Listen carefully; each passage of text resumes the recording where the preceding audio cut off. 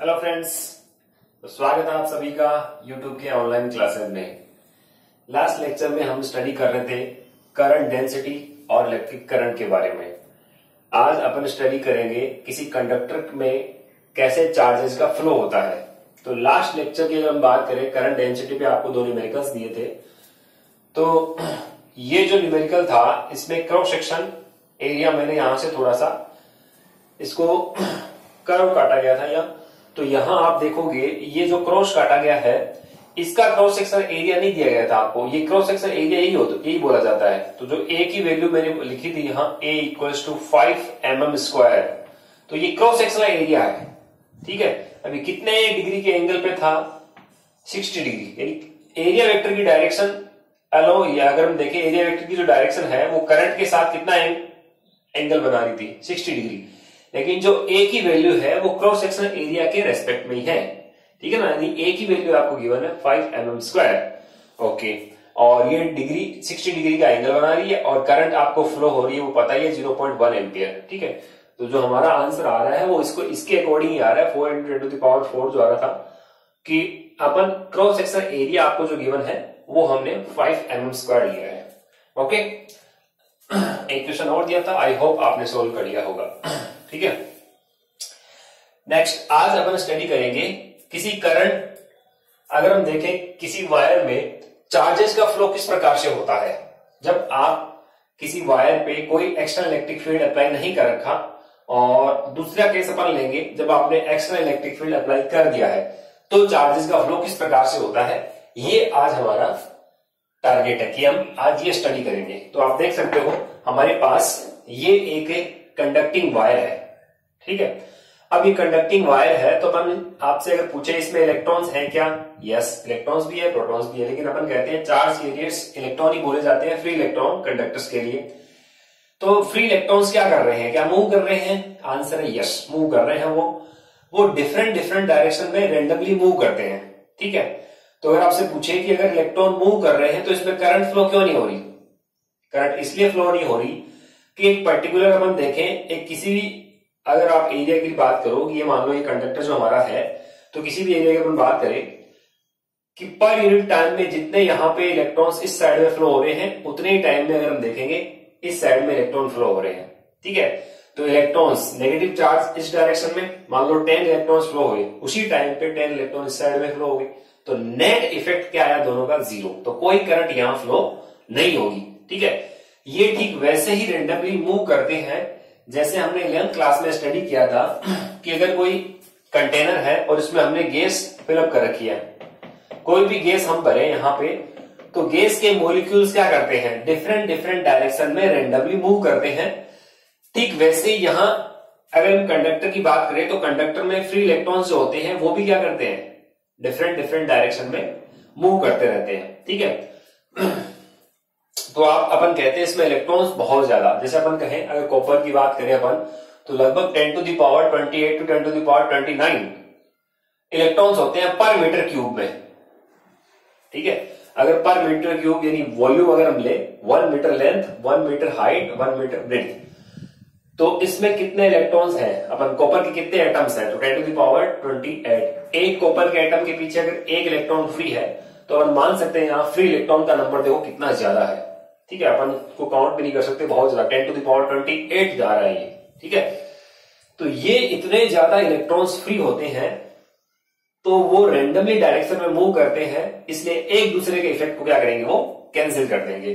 तो कोई करंट यहां कंडक्टर के अंदर फ्लो नहीं रहेगी। अगर आप इसके मोशन की बात करें तो इलेक्ट्रॉन का मोशन है वो किस प्रकार से होता है? सपोज ये एक कंडक्टर है, ठीक है, मान लेते हैं अपन ये एक सिलेंड्रिकल कंडक्टर है, तो इसमें अगर ये इलेक्ट्रॉन है तो आपने कोई एक्सटर्नल इलेक्ट्रिक फील्ड यहां पे अप्लाई नहीं कर रखा, तो इलेक्ट्रॉन का मोशन क्या होगा? ये जिगजैग मोशन होता है, रेंडम डायरेक्शन में, कभी ये इधर इधर इस प्रकार से ये जिगजैग मोशन कर रहे हैं ये इलेक्ट्रॉन। तो अगर हम देखें एक पर्टिकुलर यहां इस इलेक्ट्रॉन की बात करें, ठीक है, तो इसका एवरेज वेलोसिटी कितनी आएगी? अगर एक इलेक्ट्रॉन की बात करें तो एवरेज वेलोसिटी कितनी आएगी इसकी? 0, ठीक है। और सारे की बात करें तो सारे की भी कितनी हो जाएगी? Average velocity 0। वेलोसिटी 0, ये ध्यान करना, स्पीड 0 नहीं, वेलोसिटी का मीन्स विद डायरेक्शन। एक पर्टिकुलर डायरेक्शन में जितने इलेक्ट्रॉन मूव कर रहे हैं उतने ही इलेक्ट्रॉन वापस अपोजिट साइड डायरेक्शन में क्या करेंगे, वो मूव करेंगे, इसलिए एक दूसरे के इफेक्ट को वो कैंसिल आउट कर देंगे। ठीक है, तो यहां से अपन देख सकते हैं ये रेंडमली जिगजैग मोशन करते रहते हैं। अब अपन कहते हैं फर्स्ट पॉइंट तो हमारा यही हो गया कि जब आपने कोई एक्सटर्नल इलेक्ट्रिक फील्ड अप्लाई नहीं कर रखा इस कंडक्टर पे, एक्सटर्नल फील्ड अप्लाई नहीं करने का मतलब हो गया कि ये एक आइसोलेटेड कंडक्टर है। ठीक है, इसके साथ आपने कोई बैटरी कनेक्ट नहीं कर रखी। जब बैटरी कनेक्ट नहीं कर रखी तो इस कंडक्टर को अपन कहते हैं आइसोलेटेड कंडक्टर। तो हमने यहां लिखा है isolated conductor, external field equals to कितना है, 0। In the absence of electric field free electron of conductor move in random direction due to the thermal energy. ठीक है, अब अपन कहते हैं थर्मल एनर्जी का मीन है यहाँ पे रूम टेम्परेचर की अगर हम बात करें तो वो 27 डिग्री सेल्सियस होता है, या इसको केल्विन में कन्वर्ट करें तो 300 केल्विन के इक्वल होगा ये। ठीक है, तो 300 केल्विन टेम्परेचर की अपन बात कर रहे हैं तो ये इलेक्ट्रॉन फ्रीली क्या करते हैं, मूव करते रहते हैं। अब इसकी वेलोसिटी को अपन कहते हैं थर्मल वेलोसिटी। ठीक है, तो एवरेज थर्मल वेलोसिटी कितनी होती है, 0। थर्मल का मतलब ऐसा नहीं है कि ये कोई इलेक्ट्रॉन है वो गर्म होके और वो मूव करते हैं। थर्मल का मतलब यहाँ पे रूम टेम्परेचर पे इलेक्ट्रॉन का मूवमेंट है और वो डिफरेंट डिफरेंट डायरेक्शन में रेंडमली मूव करते रहते हैं। तो at room temperature thermal velocity of electrons is equals to almost 10 to the power 5 metre per second. अगर आप देखो इन इलेक्ट्रॉन्स का जो मूवमेंट हो रहा है इस कंडक्टर के अंदर वो 10 to the power 5 metre per second. ठीक है, ये बहुत ज्यादा स्पीड होती है इलेक्ट्रॉन की, ध्यान करना। ये थर्मल वेलोसिटी हमने बोली है। ठीक है, किसी इलेक्ट्रॉन के लिए एवरेज अपन ये कह रहे हैं कि एवरेज वेलोसिटी तो 0 होती है, लेकिन अगर केवल वेलोसिटी की बात करें तो वो 10 to the power 5 metre per second है। एवरेज क्यों 0 है, क्योंकि अपन कह रहे हैं कि जो बहुत सारे इलेक्ट्रॉन्स है, कोई इधर दौड़ रहा है कोई इधर दौड़ रहा है, तो एक दूसरे के इफेक्ट को कैंसिल आउट करेंगे तो एवरेज वेलोसिटी 0 है। बट एक इलेक्ट्रॉन की अगर स्पीड की बात करें या फिर अपन वेलोसिटी की बात करें कि वो किसी डायरेक्शन में मूव कर रहा है, जैसे मान लो ये है, तो ये इलेक्ट्रॉन स्ट्रेट लाइन में मूव कर रहा है इस प्रकार से, फिर स्ट्रेट लाइन में यहां कोई कोलिजन होगी दूसरे इलेक्ट्रॉन से, फिर ये स्ट्रेट लाइन में मूव कर रहा है, फिर कोलिजन हुई, तो ये कोलिजन करते रहते हैं लैटिस के आयन के साथ। अगर अपन देखें ये क्रिस्टल, अपन कहें ये हमारा जो कंडक्टर है इसकी क्रिस्टल स्ट्रक्चर फिक्स है, तो ये लैटिस के आयन के साथ में क्या करते हैं, कोलिजन करेंगे और कोलिजन करके फिर वापस से अपना पाथ चेंज कर लेंगे। तो ये कंटिन्यूअसली इस प्रकार से होता रहता है इनमें। तो आप देखो ये डिफरेंट डिफरेंट डायरेक्शन में रेंडमली मूव करते हैं। स्पीड इसकी रहती है 10 to the power 5 metre per second. ये कैसे कैलकुलेट की, तो हमने पहले ही एज्यूम किया था कि ये इलेक्ट्रॉन्स है लाइक किसी गैस कंटेनर की अगर हम बात करें उसमें गैस मॉलिक्यूल कैसे मूव करते हैं, तो उसके लिए आप 11th क्लास में स्टडी कर चुके हो। इसकी काइनेटिक एनर्जी एक मॉलिक्यूल की वो 3/2 kBT होती है। केबी यहां बोल्ट्जमान कांस्टेंट है और उसकी वैल्यू आपको पता है KB equals to 1.38 into 10 to the power minus 23। ठीक है, जूल पर केल्विन। तो ये अपन कहते हैं ये बोल्ट्जमान कांस्टेंट की वैल्यू है। टी यहां टेम्परेचर जिसको आप केल्विन में रखोगे तो रूम टेम्परेचर अपन 27 डिग्री सेल्सियस को कन्वर्ट करेंगे 300 केल्विन बन जाएगा। 2 से 2 कैंसिल हो गया। यहां मास है इलेक्ट्रॉन का, तो वेलोसिटी अपन फाइंड कर सकते हैं √3 kBT upon mass of electron. जब kb की वैल्यू यहां पुट करोगे, टेम्परेचर 300 केल्विन पुट करोगे, मास इलेक्ट्रॉन का mass 9.1 into 10 to the power minus 31 kg और फिर इसका रूट लेंगे तो फाइनली आपको almost 10 to the power 5 metre per second speed मिलेगी। तो अगर हम देखें अब इस कंडीशन में इलेक्ट्रॉन्स यहां मूव कर रहे हैं क्या, यस, वो रैंडम डायरेक्शन में मूव कर रहे हैं। किस स्पीड से मूव कर रहे हैं, 10 to the power 5 metre per second से ये मूव कर रहे हैं किसी भी कंडक्टर के अंदर, जब आपने कोई एक्सटर्नल इलेक्ट्रिक फील्ड नहीं लगा रखा। ठीक है, और अगर मान लो आपसे कहे कि इसके अंदर इलेक्ट्रिक फील्ड कितना है, तो अपन कहते हैं कि ये एक आइसोलेटेड कंडक्टर है, तो आइसोलेटेड कंडक्टर के अंदर इलेक्ट्रिक फील्ड कितना होता है, ये हम इलेक्ट्रोस्टैटिक में पहले ही स्टडी कर चुके हैं और वहां आंसर आता है कितना, 0। तो किसी भी कंडक्टर के अंदर इलेक्ट्रिक फील्ड कितना होता है, 0, नेट इलेक्ट्रिक फील्ड। ठीक है, हाँ, अगर मान लो आपने यहां पे कुछ इलेक्ट्रिक फील्ड अप्लाई कर रखा है, यहां प्लस माइनस, ये इलेक्ट्रिक फील्ड इस डायरेक्शन में है, ठीक है, और यहां इस कंडक्टर को रख दिया है, ठीक है, लेकिन किसी बैटरी के साथ कनेक्ट नहीं किया, किसी वायर के साथ कनेक्ट नहीं किया आपने, केवल इलेक्ट्रिक फील्ड में हमने रखा है, तो भी आप देखोगे यहां पे नेगेटिव चार्ज अपन मान सकते हैं, चलो इस तरफ आ जाएंगे ये नेगेटिव, अगर ये प्लस है तो प्लस की ओर अट्रैक्ट होंगे, तो ये नेगेटिव इस तरफ आ गए, पॉजिटिव इस तरफ आ गए। ठीक है, तो एक पल के लिए इलेक्ट्रॉन का किसी फिक्स डायरेक्शन में मूवमेंट हुआ, लेकिन अपन बाद में कहेंगे जो एक्सटर्नल इलेक्ट्रिक फील्ड है और ये जो इंड्यूस्ड इलेक्ट्रिक फील्ड है, ये दोनों इक्वल एंड अपोजिट डायरेक्शन हो जाएंगे, तो फिर से यहां नेट इलेक्ट्रिक फील्ड कितना हो जाएगा, कंडक्टर के अंदर जीरो ही रहता है। तो आइसोलेटेड कंडक्टर की अगर हम बात करें तो inside the conductor E net कितना रहता है, तो आंसर है जीरो ही रहेगा। ठीक है, फर्स्ट पॉइंट क्लियर हो गया हमें, स्पीड हमें पता लग गई, या वेलोसिटी कह दो, एक पर्टिकुलर एक इलेक्ट्रॉन की बोलते हैं पर एवरेज नहीं है। फिर inside the conductor E net की वैल्यू कितनी होगी, जीरो। थर्ड पॉइंट, करंट की वैल्यू कितनी होगी, आइसोलेटेड कंडक्टर है, कोई हमने बैटरी कनेक्ट नहीं कर रखी, तो करंट कितनी है, करंट आंसर है जीरो। रीजन क्या है कि अपन कह रहे हैं किसी एक डायरेक्शन में मूव करने वाले इलेक्ट्रॉन्स का जो नंबर है वो इक्वल है इसके अपोजिट डायरेक्शन में मूव करने वाले इलेक्ट्रॉन के नंबर के, इसलिए यहां पे कोई नेट करंट फ्लो नहीं होगी, because number of electron travelling in any direction equals to, ये इक्वल का साइन है, equals to electron travelling in the opposite direction, इसलिए नेट फ्लो है यहां पे कुछ नहीं रहेगा। अगला point, due to random motion of electrons average velocity of electrons equals to zero, क्योंकि रैंडमली मूव करते रहते हैं डिफरेंट डिफरेंट डायरेक्शन में। ठीक है, इसलिए एवरेज इफेक्ट अगर हम देखेंगे, एवरेज वेलोसिटी इलेक्ट्रॉन की कितनी आएगी, एक इलेक्ट्रॉन की भी जीरो और सारों की भी हम देखेंगे वो जीरो। तो अगर एक इलेक्ट्रॉन का इनिशियल स्पीड अपन मान लेते हैं u1 है, वो u1 स्पीड से डिफरेंट डिफरेंट डायरेक्शन में मूव कर रहा है। ठीक है, और u1 की वैल्यू अपन को पता है, ये u1 plus u2 plus u3, इन सबको अगर आप देखोगे, इन सबका सम करेंगे अपन, यानी एवरेज लेंगे, तो एवरेज लेने का तरीका ये होता है, ये सिंबल एवरेज का u1 plus u2 plus un, ये वेक्टर का साइन मैंने यहां लगाया है। ठीक है, तो ये आप देख सकते हो एवरेज वेलोसिटी कितनी आएगी इसकी, जीरो।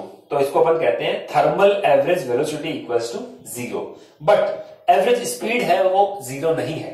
भाई स्पीड तो अपन कहते हैं स्केलर क्वांटिटी होती है, इसमें तो कोई डायरेक्शन होती ही नहीं, तो स्पीड तो अपन डिस्टेंस अपॉन टाइम करते हैं, इसलिए कुछ ना कुछ तो डिस्टेंस ट्रेवल करेगी ना वो पॉजिटिव अपॉन टाइम, उसको कुछ लगेगा, तो अपन कहेंगे एवरेज स्पीड जीरो नहीं बताते हैं अपन, बट एवरेज वेलोसिटी जीरो होगी।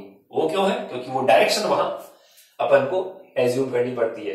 तो ये वाला जो केस है, ये वो केस है जब आपने किसी कंडक्टर पे एक्सटर्नल इलेक्ट्रिक फील्ड अप्लाई नहीं किया है, यानी ये आइसोलेटेड कंडक्टर की अपन बात कर रहे हैं। ठीक है, अगर इलेक्ट्रिक फील्ड अप्लाई भी करोगे तो भी आप कुछ देर के लिए देखोगे ई इनसाइड, ई इंड्यूस और ई एक्सटर्नल दोनों की वैल्यू इक्वल एंड अपोजिट होने के कारण कैंसिल होगी, फिर से आप देखोगे नेट इलेक्ट्रिक फील्ड अंदर कितना रहेगा, जीरो ही रहेगा। तो ये वो केस हो गए जब आपने यहां पे आइसोलेटेड कंडक्टर को एज्यूम कर रखा है। नेक्स्ट केस अपन लेते हैं, अगर इस कंडक्टर के, ये कंडक्टर है, इसके दोनों एंड्स पर हम कोई एक्सटर्नल इलेक्ट्रिक फील्ड अप्लाई कर दें, तो ये एक्सटर्नल इलेक्ट्रिक फील्ड अपन देख रहे हैं, ये सेल है, ये अपन अप्लाई कर दें, एक साइड में हमने इसको कनेक्ट किया और दूसरी साइड इसके साथ कनेक्ट कर दिया इस प्रकार से, तो अब ये आप देखोगे यहां हमने कंडक्टर पे एक्सटर्नल फील्ड अप्लाई कर दिया है, तो अब क्या होगा उसको अपन स्टडी करने वाले हैं। तो आप देखिए, ये एक कंडक्टर है, इसमें ढेर सारे अपन कह रहे हैं फ्री इलेक्ट्रॉन है, वो अपन पहले ही बता चुके हैं नंबर कि पर मीटर क्यूब में almost 10 to the power 28 electrons होते हैं, फ्री इलेक्ट्रॉन्स कंडक्टर्स में। ठीक है, तो जैसे ही आपने यहां एक्सटर्नल इलेक्ट्रिक फील्ड अप्लाई किया है, यहां अपन कहते हैं ये हायर पोटेंशियल पे है और ये लोअर पोटेंशियल पे है। ये हायर पोटेंशियल पे है तो कंडक्टर का ये वाला जो एंड है वो भी हायर पोटेंशियल पे रहेगा और ये वाला लो पोटेंशियल पे। तो अपन ये कहेंगे यहां पे इलेक्ट्रॉन्स का मूवमेंट किस तरफ होगा, वो हायर पोटेंशियल की तरफ मूव करेंगे ये। ठीक है, या यूं कह दो कि यहां अगर मान लो प्लस चार्ज है तो इलेक्ट्रॉन्स अट्रैक्ट हो जाएंगे प्लस की तरफ। ठीक है, और अब यहां पे इसको एक यहां मीडियम मिल गया, मीडियम कौन है, ये वायर है, ये कंडक्टिंग वायर है, तो ये इलेक्ट्रॉन आसानी से इधर यहां ऐसे फ्लो होते जाएंगे। तो आप देखोगे कंटिन्यूअसली इलेक्ट्रॉन इस प्रकार से फ्लो हो रहे हैं, यानी ये एंटी क्लॉकवाइज डायरेक्शन में फ्लो हो रहे हैं। ठीक है, और अपन को पता है कन्वेंशनल करंट की अपन डायरेक्शन क्या लेते हैं, opposite to flow of electrons.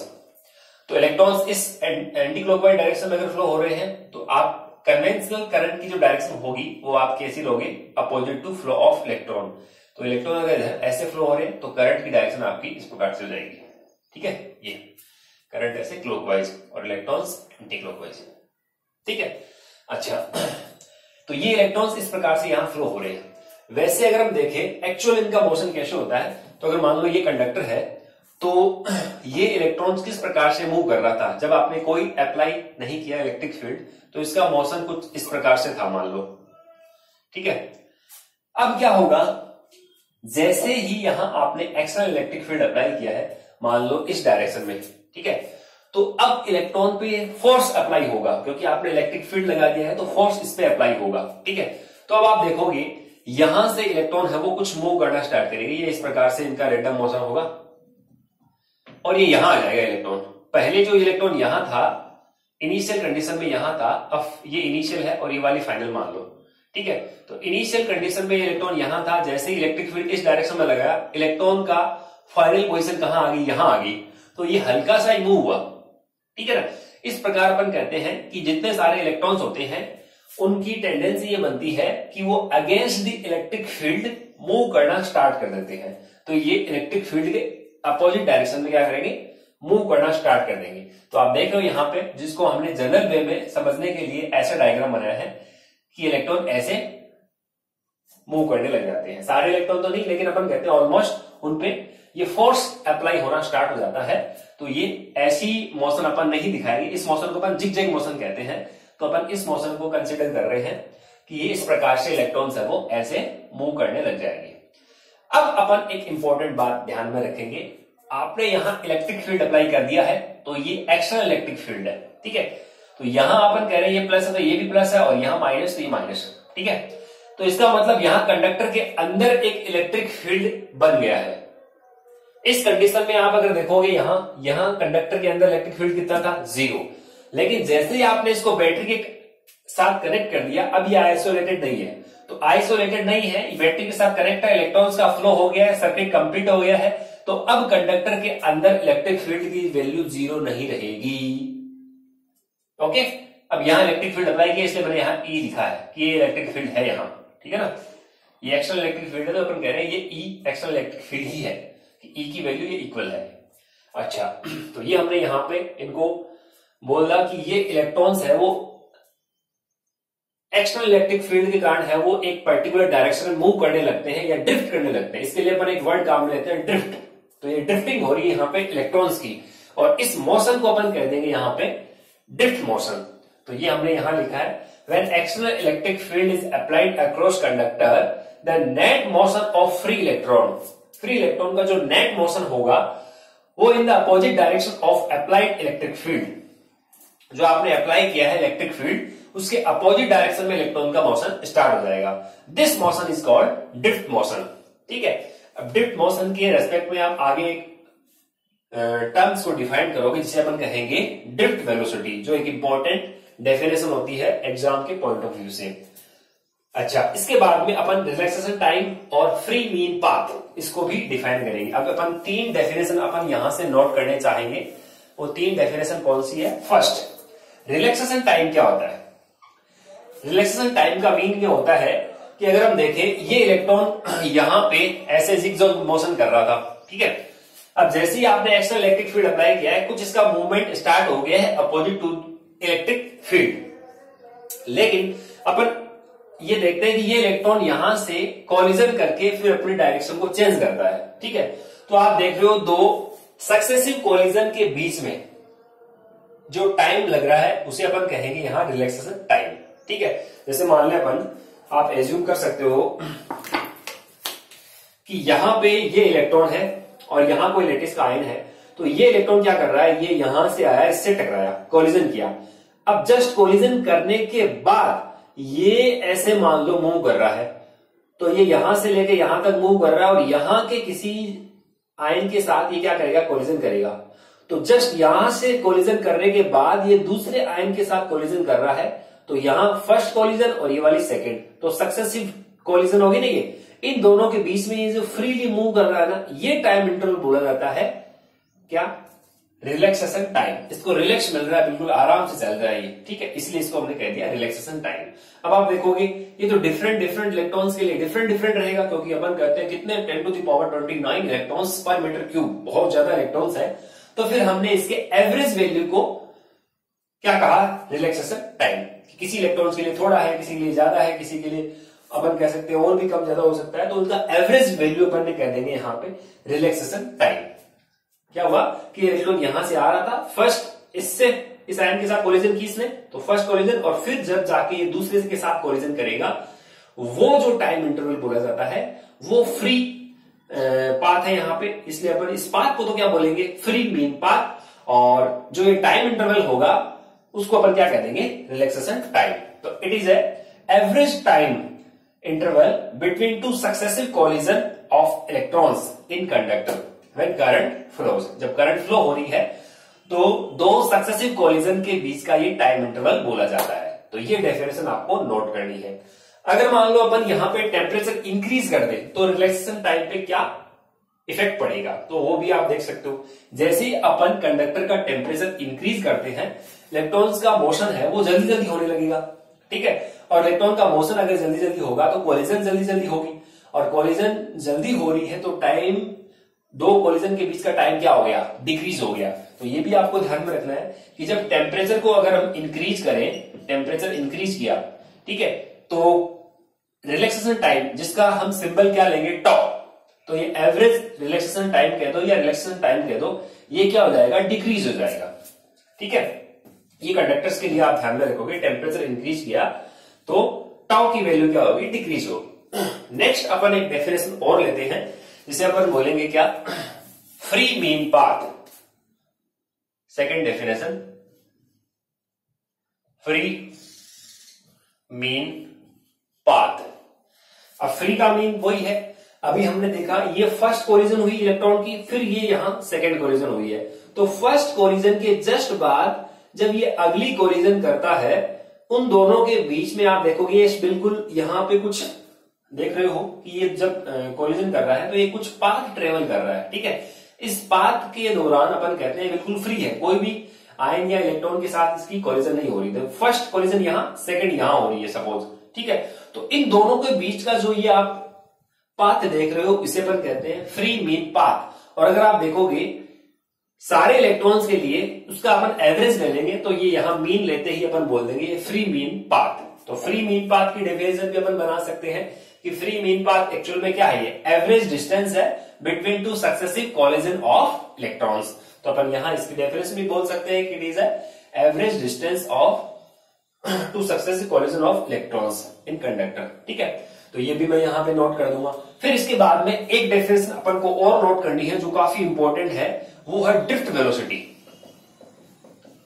Drift velocity, अब ड्रिफ्ट वेलोसिटी क्या है, तो अपन देखते हैं जैसे ही आपने यहां एक्सटर्नल इलेक्ट्रिक फील्ड अप्लाई किया है, इन इलेक्ट्रॉन्स का अपोजिट टू इलेक्ट्रिक फील्ड कुछ मोशन स्टार्ट हो जाता है, ठीक है। तो ये electron opposite to electric field क्या कर रहे हैं, मूव कर रहे हैं। तो जिस एवरेज वेलोसिटी के साथ ये opposite to electric field move करते हैं, उस एवरेज वेलोसिटी को ये अपन क्या कहते हैं, ड्रिफ्ट वेलोसिटी। और उसका अपन सिंबल लेंगे वीडी, डी फॉर ड्रिफ्ट, और ये वी अपन बोल देंगे, ठीक है। तो ड्रिफ्ट का मीन्स हो गया कि एक बात तो ये अपन लिखेंगे, इसमें आप जब डेफिनेशन देखोगे तो एक इंपॉर्टेंट वर्ड आप देखोगे कि ये एवरेज वेलोसिटी है। कई बार स्टूडेंट इसको एवरेज नहीं लिख सकते, एवरेज नहीं लिखते, एवरेज लिखना बहुत जरूरी है क्योंकि इसकी डेफिनेशन का यही पॉइंट इंपॉर्टेंट है कि ये एवरेज वेलोसिटी है, ठीक है। तो इट इज एवरेज वेलोसिटी, ठीक है ना, when external electric field is applied. और ये कैसे मूव करेंगे, opposite to external electric field. तो यहां पे अपन ये दोनों की दोनों डेफिनेशन लिख सकते हैं। अब ड्रिफ्ट वेलोसिटी वही है, इसकी अगर आप देखोगे कि इसका यूनिट क्या होगा तो वही मीटर पर सेकंड है, बस उसका नोमेनक्लेचर हमने क्या किया है कि वो ड्रिफ्टिंग कर रहे हैं, यानी ड्रिफ्टिंग का मीन्स क्या हो गया कि opposite to electric field move कर रहे हैं। और उसकी जो एवरेज वेलोसिटी होगी वो अपन यहां बता देंगे कि वो वीडी से डिनोटेड करेंगे। तो इसको आप नोट करेंगे। ओके स्टूडेंट्स, तो अपन इसको यहां नोट करेंगे कि फ्री मीन पाथ की डेफिनेशन क्या है कि it is average distance travelled by free electron between two successive collision in conductor, ठीक है। तो ये एवरेज डिस्टेंस को अपन फ्री मीन पाथ कह देंगे। जनरली इसको अपन लेमडा से डिनोटेड करते हैं, ठीक है। ड्रिफ्ट वेलोसिटी, तो drift velocity is average velocity gained by the free electrons of conductor in opposite direction of externally applied electric field. जो एक्सटर्नली अप्लाइड इलेक्ट्रिक फील्ड है उसके अपोजिट डायरेक्शन में इलेक्ट्रॉन्स जिस एवरेज वेलोसिटी के साथ move करते हैं वो एवरेज वेलोसिटी बोली जाती है ड्रिफ्ट वेलोसिटी। तो अगर आपसे पूछे ड्रिफ्ट वेलोसिटी में जो इलेक्ट्रॉन्स है उसकी डायरेक्शन क्या होती है, तो अपोजिट टू इलेक्ट्रिक फील्ड। ये क्यों करते हैं, क्योंकि अपन कह रहे हैं ये हायर पोटेंशियल है, तो इलेक्ट्रॉन्स है वो लो से हायर पोटेंशियल की ओर इन पे फोर्स अप्लाई होता है, ये इस मूव कर रहे हैं। अब यहां इसको पाथ मिल गया तो ये आसानी से सर्किट को कंप्लीट करते हुए यहां पे करंट को फ्लो करा देंगे। ठीक है, अगर मान लो यहां पे अपन ये बैटरी या फिर अपन कहें यहां पे कोई ये वायर वगैरह कनेक्ट नहीं करते, सपोज ये कंडक्टर हमारा ऐसे होता, ठीक है, और यहां आपने इलेक्ट्रिक फील्ड अप्लाई कर रखा है, तो एक्सटर्नल इलेक्ट्रिक फील्ड अप्लाई करोगे जैसे ही आप, हाँ ये जरूर है कि इसमें जो इलेक्ट्रॉन्स होंगे ये इलेक्ट्रिक फील्ड की डायरेक्शन इस तरफ इसका मतलब यहाँ प्लस और यहाँ क्या माइनस, तो इलेक्ट्रॉन्स मूव करना स्टार्ट कर देंगे और इलेक्ट्रॉन्स हम वो यहाँ एक्यूमुलेट हो जाएंगे, ये इलेक्ट्रॉन्स यहाँ एक्यूमुलेट हो गए और यहाँ पॉजिटिव चार्ज क्रिएट हो गया, तो यहाँ एक इलेक्ट्रिक फील्ड इंड्यूस हो जाएगा जिसे अपन कहेंगे इंड्यूस इलेक्ट्रिक फील्ड। लेकिन ये इलेक्ट्रॉन्स है वो छलांग लगा के कोई बाहर नहीं आएंगे, क्योंकि बाहर एयर है और एयर क्या होती है, एयर अपन कहते हैं कि वो इंसुलेटर है। तो ये इतना भी इलेक्ट्रिक फील्ड, अगर मान लो इलेक्ट्रिक फील्ड की वैल्यू बहुत ही ज्यादा बढ़ जाए और वो 10⁻⁶ के अप्रोक्सीमेट पहुंच जाए, तो अपन कह सकते हैं कि वो एयर को भी लीक कर जाएगा। ठीक है, लेकिन वो केस नहीं आता अपन क्योंकि एयर की डायरेक्टिव स्टेट अपन कहते हैं 10⁻⁶ वोल्ट पर मीटर होती है, लेकिन इतना वोल्टेज अगर आप कंडक्टर को दोगे तो फिर वो एयर में चार्ज लीक होने लग जाएगा। लेकिन यहां अपन कह रहे हैं कि एक्सटर्नल इलेक्ट्रिक फील्ड जब आपने अप्लाई किया है लेकिन वो आइसोलेटेड कंडक्टर है, तो उसके अंदर इलेक्ट्रिक फील्ड की वैल्यू कितनी रहेगी, 0। लेकिन जैसे ही आप एक्सटर्नल इलेक्ट्रिक फील्ड अप्लाई करके उसको बैटरी के साथ कनेक्ट कर दोगे और आपको उसको एक पाथ दे दोगे इलेक्ट्रॉन्स को फ्लो होने के लिए, तो फिर ये आइसोलेटेड नहीं बोला जाएगा और इलेक्ट्रॉन्स का एक पर्टिकुलर डायरेक्शन में मूवमेंट स्टार्ट हो जाएगा। ठीक है, जिसको अपन कहते हैं ड्रिफ्ट मोशन, ठीक है, या ड्रिफ्टिंग कह सकते हैं अपन इसको। तो इसके अंदर इलेक्ट्रिक फील्ड की वैल्यू क्या हो जाएगी, नॉन जीरो। इलेक्ट्रिक फील्ड अंदर जीरो नहीं है इस बार, यहां तो पहले जीरो था लेकिन अब इलेक्ट्रिक फील्ड अंदर जीरो नहीं है। अगर मान लो आपसे क्वेश्चन पूछे बाहर इलेक्ट्रिक फील्ड जीरो है क्या, तो फिर कहेंगे बाहर एक्सटर्नल इलेक्ट्रिक फील्ड वो तो अपने अप्लाई कर रखा है इसलिए दिखाया, बाहर कोई इलेक्ट्रिक फील्ड नहीं रहता, बाहर मैग्नेटिक फील्ड रहेगा जो आप आगे जाके स्टडी करोगे। अगर किसी करंट कैरिंग कंडक्टर वायर में अपन कहें कि वायर मान लो करंट फ्लो हो रही है तो इसके अराउंड मैग्नेटिक फील्ड जनरेट होता है, इलेक्ट्रिक फील्ड नहीं होता। ठीक है, तो बाहर तो मैंने शो किया ओनली, लेकिन बाहर इलेक्ट्रिक फील्ड है वो नहीं है। ठीक है ना, इसको आप यहां से हटा भी दो, चलो ये इलेक्ट्रिक फील्ड हमने अप्लाई किया है उसकी बात कर रहे हैं कि ये इलेक्ट्रिक फील्ड है। इसके बाहरी हिस्से में कोई, अगर ये कंडक्टर है तो बाहर यहां इलेक्ट्रिक फील्ड नहीं है, अंदर इलेक्ट्रिक फील्ड है ये। ठीक है ना, अच्छा, और अगर मान लो आइसोलेटेड होता है, ठीक है, और आइसोलेटेड है लेकिन ये चार्ज है, ये किसी बैटरी के साथ कनेक्ट नहीं है, तो अंदर तो ये जीरो है लेकिन बाहर कुछ ना कुछ इलेक्ट्रिक फील्ड है। ठीक है ना, इस केस में बाहर इलेक्ट्रिक फील्ड होता है और जैसे आप इसने एक पाथ बना दोगे करंट फ्लो होने लग जाएगी, तो अंदर इलेक्ट्रिक फील्ड जीरो नहीं रहेगा, बाहर हो जाएगा और बाहर मैग्नेटिक भी बनेगा, वो आप आगे जाके स्टडी करोगे। ठीक है, तो आज हमने यही स्टडी किया है कि flow of electric charge in conductors, conductors में इलेक्ट्रिक चार्ज किस टाइप से फ्लो होते हैं। जब आपने कोई इलेक्ट्रिक फील्ड अप्लाई नहीं कर रखा तो आपने 1 2 3 4 ये 4 पॉइंट्स नोट किए। ठीक है, फिर इसके बाद में जैसे ही आपने एक्सटर्नल फील्ड अप्लाई किया है, यानी यहां पे E external equals not equals to 0, ये वाला केस हमने ले लिया, तो अब क्या होगा, अब इस केस में आप देखोगे ड्रिफ्टिंग स्टार्ट होगी और इसके बाद में हमने 3 point relaxation time, free mean path और ड्रिफ्ट वेलोसिटी इसको डिफाइन कर दिया है। तो ओके डियर स्टूडेंट्स, आज की क्लास के लिए फिलहाल इतना ही। नेक्स्ट क्लास में अपन ड्रिफ्ट वेलोसिटी के लिए एक डेरिवेशन है, इसका एक फॉर्मूला आएगा, उसको अपन डिराइव करेंगे। Okay, thank you.